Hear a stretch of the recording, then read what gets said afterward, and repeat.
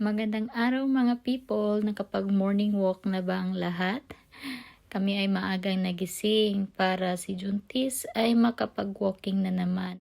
And may na-meet na bagong far friend si Jaba.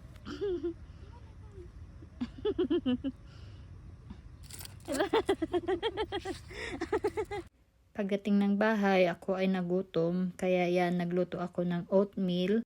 Kasi yan yung hinahanap ng tiyan ko at mabilis din siyang lutuin.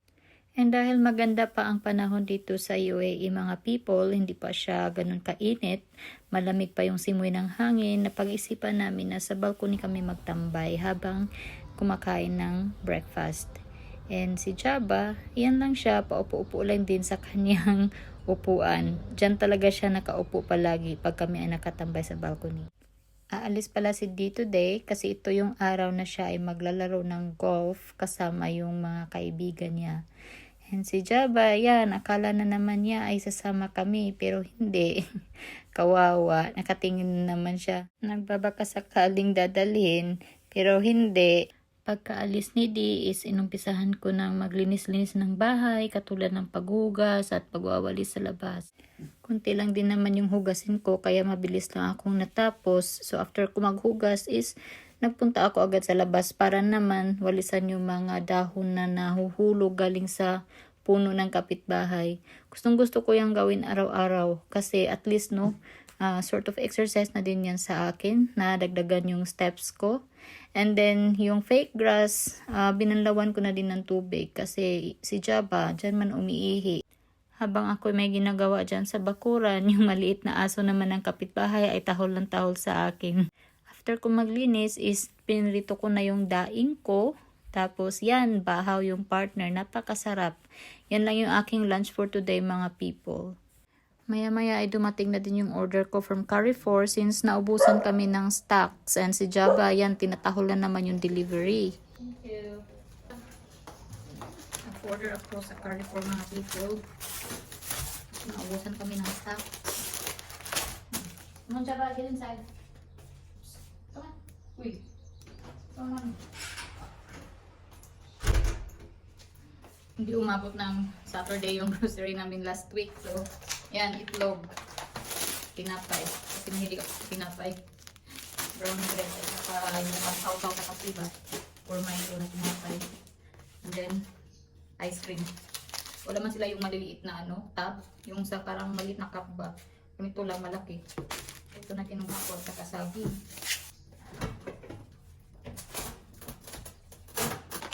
Nagpabili na din ako kay din ng gatas nido kasi naubusan na ako. Tapos salin ko na dito sa may can. Ito yung alternative ko sa Anmon. Nido 45.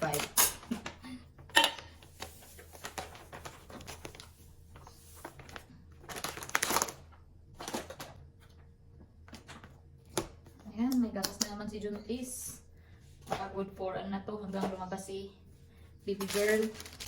Saka another pa. Na-receive namin ito kagabi. Ngayon ko lang buksan. From Amazon. Diba?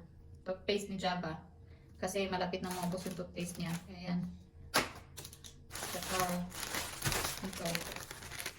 Dishwashing liquid ito mga sito.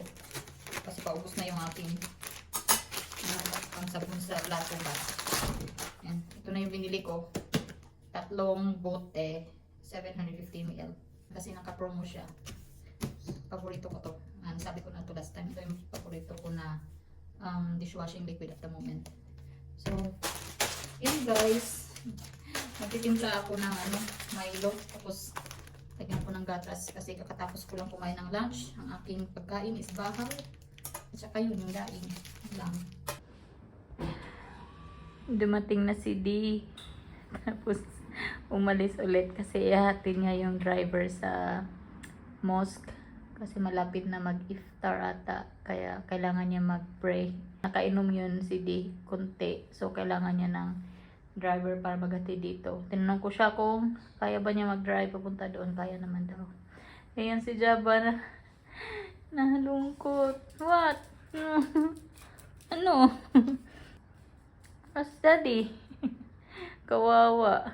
Iniwan ulit. Tumawag si Di after umalis. Sabi niya, punta daw ako ng balcony kasi maganda daw yung sunset.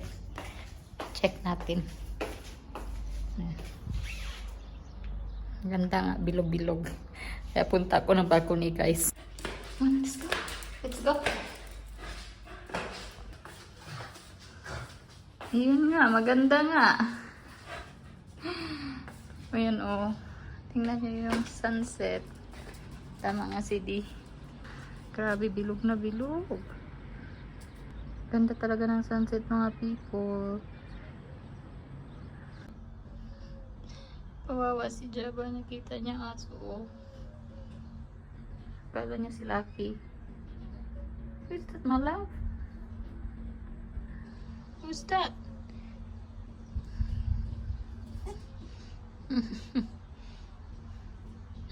Meron pa isa doon, no? Ayan siya na-excite. Andiyan na si D, mga people. Where's Daddy? Go get Daddy. Go, go. Nako na, ito si Daddy. Nako, go get Daddy, go. Nag-order lang kami ng takeaway for dinner, mga people. As usual, yung paborito kong risotto na may scallop at parmesan. Tapos ang starter ni Di, babaganush. And ito, scallop. Mag-share lang kami ni Di nito. Since hindi man kami masyadong gutom. Yan, oh. Dito na kami sa may balcony kakain.